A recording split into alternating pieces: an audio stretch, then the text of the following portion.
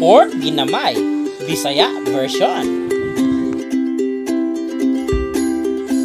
Hiway ng karne ng maliliit.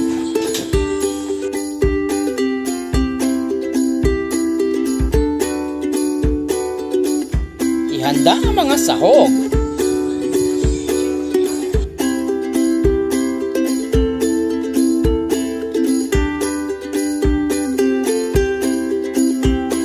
Balatan ng carrots at saka patatas.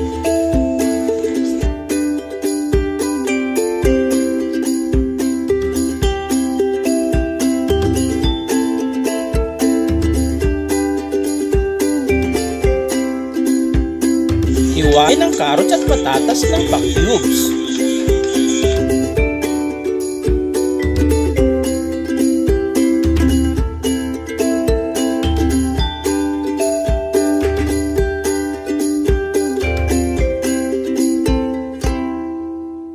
Wala, handa na siya.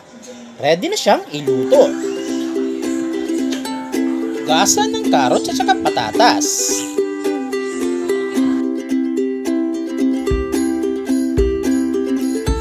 Ilagay ito sa kumukulong tubig para palambutin. Sindihan ng apoy. Ilagay ang kunting mantika. Ilagay ang karne at saka haluin.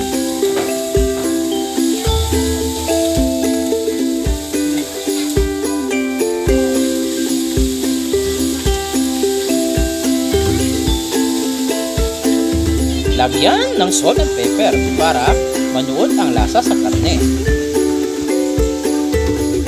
Kunting halo. Pero mukhang okay na ata yung pinakuluan nating carrots at patatas. Kaya i-set aside na natin ito. Mas maganda pakuluan kasi ang carrots at patatas para mawala yung starch na amoy nito. At madali na lang siyang iluto.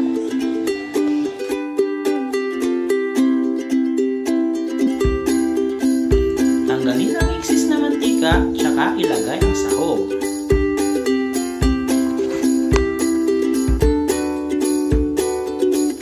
Ihalo nyo lang ng ihalo.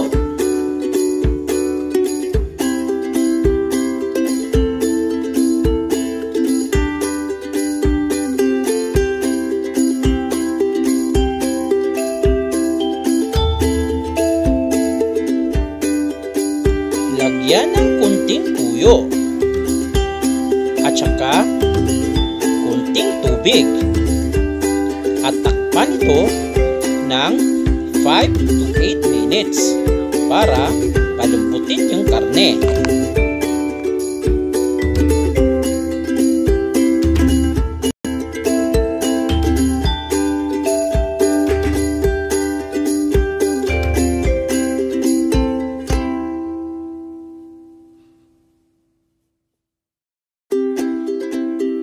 Kung sa tingin nyo ay malambot na yung karne, ilagay nyo na yung sinet aside natin na carrots at patatas.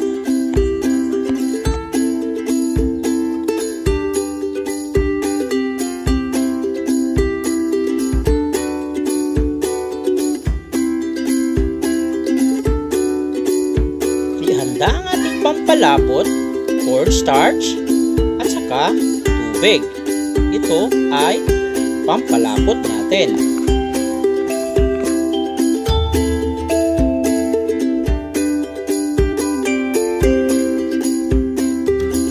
Ilagay na natin yung ating pampalapot.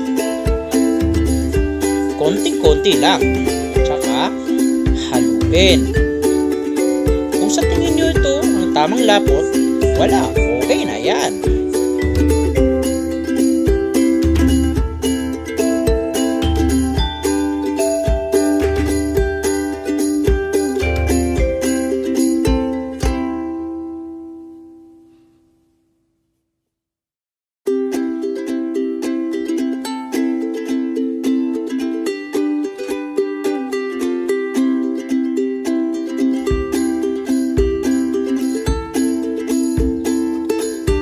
Wala!